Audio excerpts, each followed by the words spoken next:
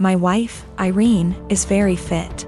She likes working out and has a proper exercise regime, etc. She believes that if she feels good, she looks good, and she feels good working out, so who am I to stop her? My brother, Will, spent the latter half of last year going through a messy divorce and now needs a place to stay. Though my brother and I aren't very close, I figured he would only stay with us for a couple weeks until he got back on his feet. Will is a typical gym rat. He's always on a very strict diet, always working out and bragging about his gains. I've worked out with him a few times and he's a little obnoxious. He's always mad at you if you don't work at his pace and is always trying to correct your form.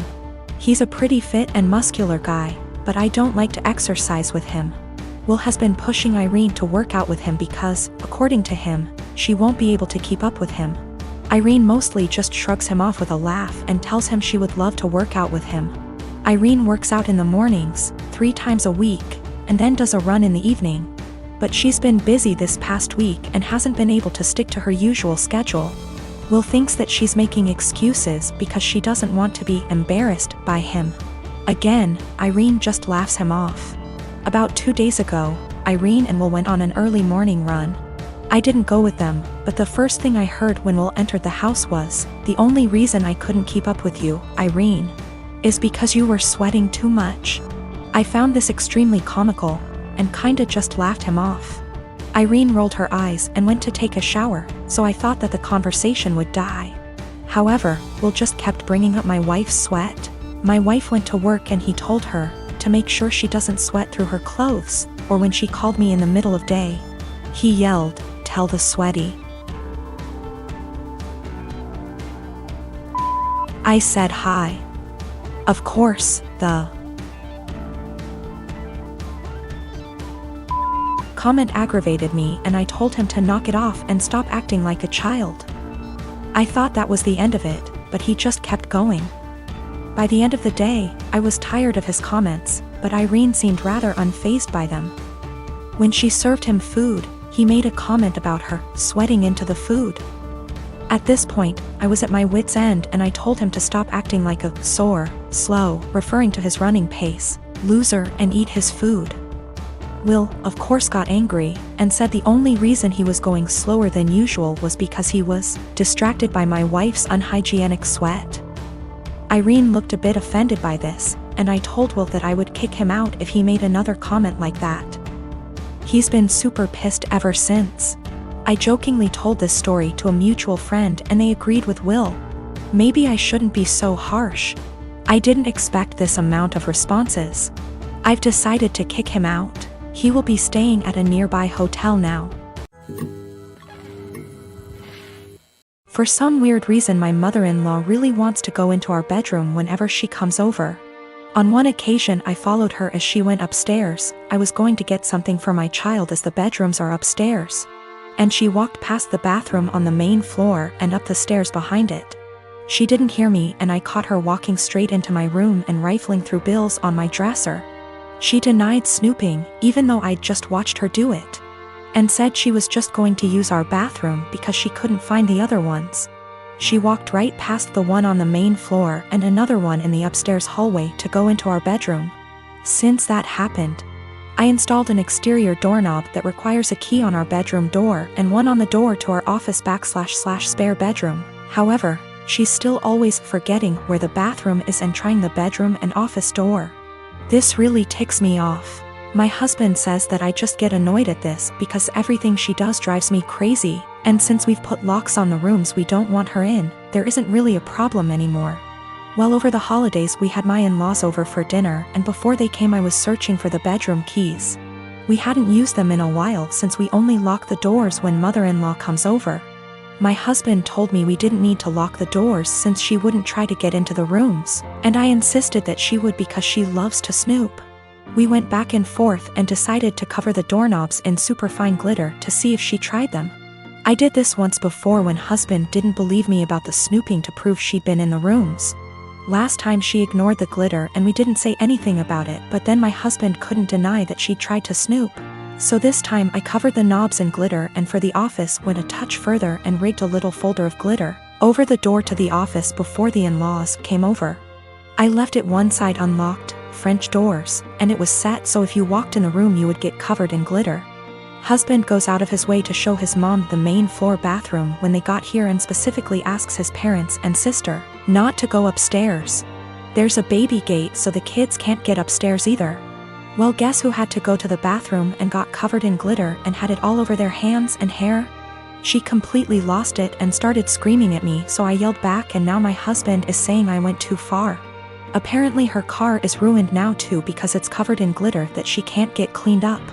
I will be ordering some cellulose glitter that is biodegradable and safer for future projects. And if she comes over again, I will set up a camera. Or at least print out some fun fake documents so if she snoops again she can at least find something interesting. My best friend and I are quarantining at our apartment together. She's trans and has had trouble growing her hair out, so she wears wigs. She has some really cute ones in other colors that she wears for fun and stuff. But she has a standard everyday wig she wears most of the time. Lola never got the traditional girly childhood, so we've been making one for her in quarantine. We built a fort in the living room, have been making friendship bracelets, playing summer camp-style games. It's a lot of fun. Last week, Lola mentioned to me that she wanted to start a quarantine diary so that she could document her experiences for future generations. I actually thought it was really cool, and then we got on the topic of journaling and I told her about my first diary. One of those flismy lock diaries that every girl had as a kid. We bought matching ones as part of our Give Lola Her Childhood Back crusade. They took a little while coming in, but we got them on Friday. Saturday night, some of our friends from college decided to do an impromptu girls' night in. Lola was in the shower, so I answered the Zoom without her. Lola is not out to anybody at our college and I respect that. This is her fresh start and she has a right to decide when she wants to come out to these people, if at all. I know I wouldn't 100% trust some of the people at our school with something as personal as this. We were talking about what we've been doing in quarantine and I mentioned that we had gotten the diaries. I said it was for the nostalgia and they wanted to see the diaries. We left the box in Lola's room, so I went in to show them. Lola and I go into each other's rooms all the time. We're basically sisters to one another, and it's just about second nature. When we were younger, we had keys to each other's houses. I didn't think anything of it. I flipped the camera to show the diaries and didn't flip it back. I got distracted by a cute choker on her dresser and forgot that the camera was flipped back / there was anything to hide. They knew Lola has worn wigs out to parties / the club / etc., but her everyday wig was right out in plain view, and one of our nosier friends asked what the new wig was. I completely blue-screened and someone else realized that it was Lola's hair. I genuinely had nothing to say. They were asking why Lola wore a wig and I had no explanation. I didn't want to out her. Someone else came to the conclusion that Lola must have cancer or alopecia or some other horrible thing that causes hair loss. They've decided that she was just too embarrassed to say, and they all started going on about poor Lola, etc. I just didn't know what to say and I said it wasn't my place to confirm / deny. I hung up and immediately told Lola. I apologized profusely, and I know how badly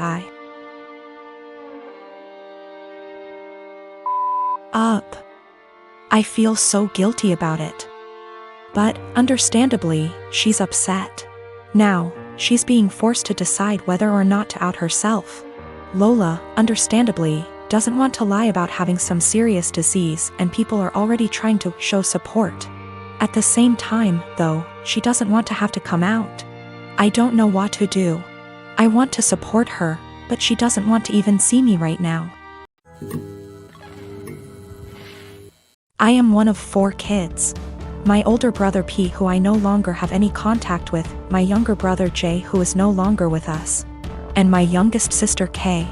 Recently P's children, 2 girls and 1 boy, all in their late teens and early 20s, reached out to me and expressed a desire to have a relationship. I have 0 contact with their father and swore that I would beat him black and blue if I ever saw him again. My oldest brother P was always the golden child. No matter what he did, my parents always had an excuse for why it was not his fault. Bad grade? Teacher had it out for him. Cheating on every single one of his relationships? Good thing you did it to her before she did it to you. That one was my personal favorite. He also used to torment Jay and I constantly when we were smaller than him, until in high school, when I hit a growth spurt and sprung up to about 6 feet 4 inches and 230 pounds worth of muscle. After that I became the typical jock type. Played football, partied, bunch of friends, etc. Well, my younger brother, Jay, didn't get as lucky and stayed pretty small and scrawny throughout high school and college, only getting up to about 5 feet 8 inches, and didn't have a super active social life. Despite the difference in our schooling experience, I was always very protective of Jay, especially since we were always having to put up with P's bullshit, which stopped once he realized I could pound him into the ground and not break a sweat, as he was also a lot smaller than me at only 5 feet 10 inches. Not much to say about Kay. She was a great younger sister and P didn't dare mess with her or he would incur the wrath of our mother. So, in the late 90s, Jay met his first real girlfriend, A, and was over the moon about her. He spent every spare moment with her, and when he wasn't with her, he would do nothing but gush about her. I had never seen him so happy. Well, one day, he comes to us, all smiles, and announces that A is pregnant and they are expecting. The mood quickly turned, however, when a week later it came out that A had been cheating on Jay for the duration of their relationship, with our older brother P. This broke my brother, and of course P, being the golden shit that he is, didn't even get a disappointed glance from our parents. To this day I have never seen someone look so broken as Jay had looked the last time I saw him. I believe his heartache was only compounded by the fact that my parents basically told him to get over it and be happy for our brother. Well, about a week after this revelation came to light, Jay took his own life. I had never been so sad and angry at the same time in my entire life. Sad that I would never see my brother again, and the pure rage of knowing that this was my brother and parents' fault. During the funeral, P walked in with A and I saw red. Thankfully I had other family there to stop me from doing anything stupid, but I told P that if I ever saw him again, I would kill him. Shortly after that, I cut contact with 90% of my family, with the exception of Kay and a cousin I had always been close with, because everyone except them wanted to make excuses for my parents and P. Even though my sister was just as crushed about Jay's death as I was and was angry for a long time. She and her then boyfriend, future husband, hit a financial rough patch after graduating college and were forced to move in with our parents. Due to unrelated drama at the time, they couldn't stay with me. So my sister stayed with them for several years, and over that time their relationship improved, and even though I wasn't thrilled at the time, I understood. She still doesn't really have a relationship with P, but is cordial if they meet. I don't blame her, because our parents did a lot for her and daughters love their cousins. So I didn't want to put her in that kind of position of choosing. I never had any kids, and truth be told, I never wanted any. I much preferred the role of the fun uncle. Kay met a great guy and had 2 daughters, who I absolutely adore. P had 2 more kids with A before cheating on her and splitting, and I've never met any of them. My parents have tried to make contact a handful of times, but I always told them to kick rocks. So last week, I'm chatting with Kay's daughters, 19 and 17. And they mentioned that their cousins have wanted to meet me for a long time and were hoping I would be willing to meet them as well. I don't believe they know everything that transpired between their dad and I, but I would be lying if I said I never had any desire to meet them.